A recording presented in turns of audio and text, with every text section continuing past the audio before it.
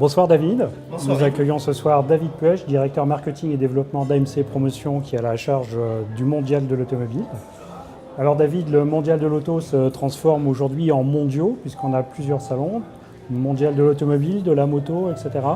Eh bien, il se transforme, en fait, il redevient lui-même. AMC, tu l'as dit, signifie auto-motocycle.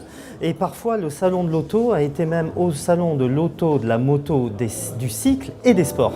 Donc, en fait, il redevient lui-même. Et pour redevenir lui-même, comme certaines mobilités sont sportives, eh bien, il va devenir à la fois mondial de l'auto, mondial de la mobilité, mondial tech, mondial limited, mondial centre d'essai véhicules verts, mondial women, un événement dédié aux femmes. En fait, on passe d'une logique salon à une logique événementielle. Alors, tous les espaces sont ouverts tout le temps et en même temps et aux mêmes dates ou... Alors, à l'exception, donc les espaces, on va commencer le 30 septembre, à vrai dire. Le 30 septembre par une belle parade dans les rues de Paris qui vont commémorer le 120e anniversaire. Ensuite, on va faire le lundi 1er octobre un off, une sorte de vernissage du mondial, même avant les journées presse, qui s'appelle Tomorrow in Motion, Demain en mouvement. C'est une forme de keynote inspirant auquel nos CEO automobiles vont se livrer et rencontrer les leaders de la tech.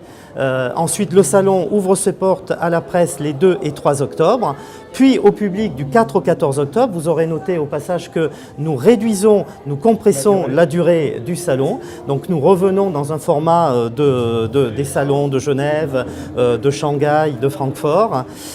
Et donc voilà, le public pourra venir sur le salon du 4 au 14. Et la subtilité, c'est donc ce salon Mondial Tech qui lui est un salon B2B, industrie amont, et qui va s'ouvrir à cheval sur les journées presse et les premières journées grand public, donc du 2 au 6 octobre. C'est la question que j'allais vous poser sur la mobilité, les nouvelles technologies. On passe des salons grand public au salon professionnel. Donc on est à la fois B2B, B2C. Surtout pas, surtout pas. Et c'est d'ailleurs pour ça que pour Mondial Tech, on travaille étroitement avec nos amis du CES Las Vegas. C'est parce qu'il y a des événements B2B, donc et le CES de Las Vegas est un événement B2B. Donc les journalistes y sont invités et permettent de relater auprès du grand public les innovations qu'ils y voient. Mais le mondial de l'auto a d'abord cette vocation de toucher le public et c'est le cœur du grand public. C'est 1 million de visiteurs, c'est le salon le plus attractif au monde.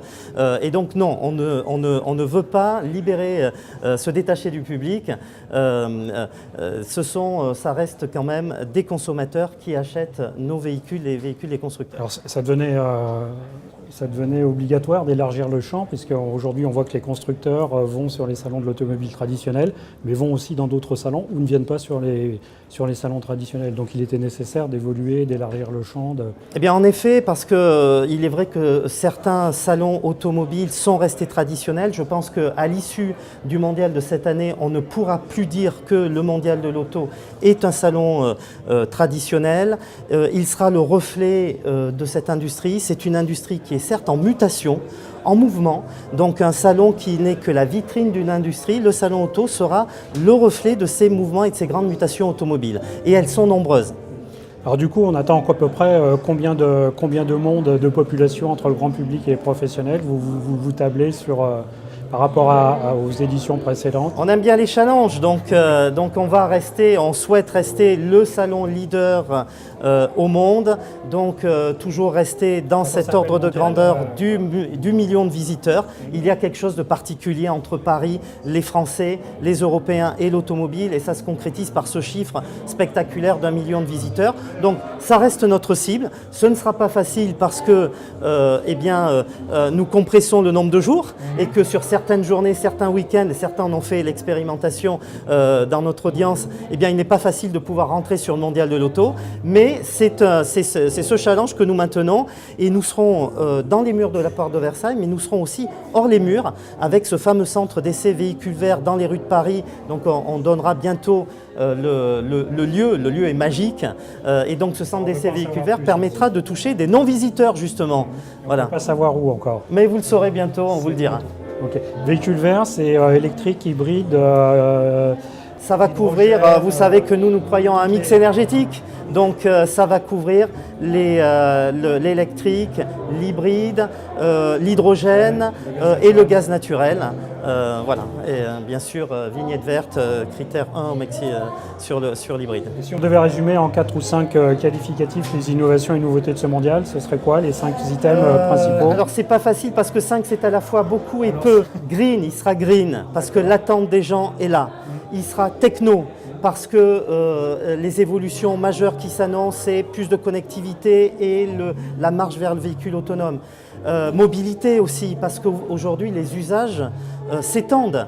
Ils s'étendent aux engins de... Je suis venu en trottinette, ils s'étendent aux engins de mobilité urbaine, ils s'étendent au vélo, ils s'étendent aux transports en commun, ils s'étendent aux applications digitales. Le rêve est au centre du mondial, c'est le centre de notre vidéo, et la passion, parce que c'est la passion qui nous anime professionnels de l'automobile et de la technologie. Nous partageons une passion commune, et donc la passion, ça reste notre moteur. Eh bien, merci David d'avoir fait le déplacement pour nous parler du mondial de l'auto, de la moto, des mobilités, des technologies, etc. etc. 4 au 14 octobre, plus ceux qui auront la chance de rentrer sur les journées presse et Mondial Tech. Merci Yves. Merci.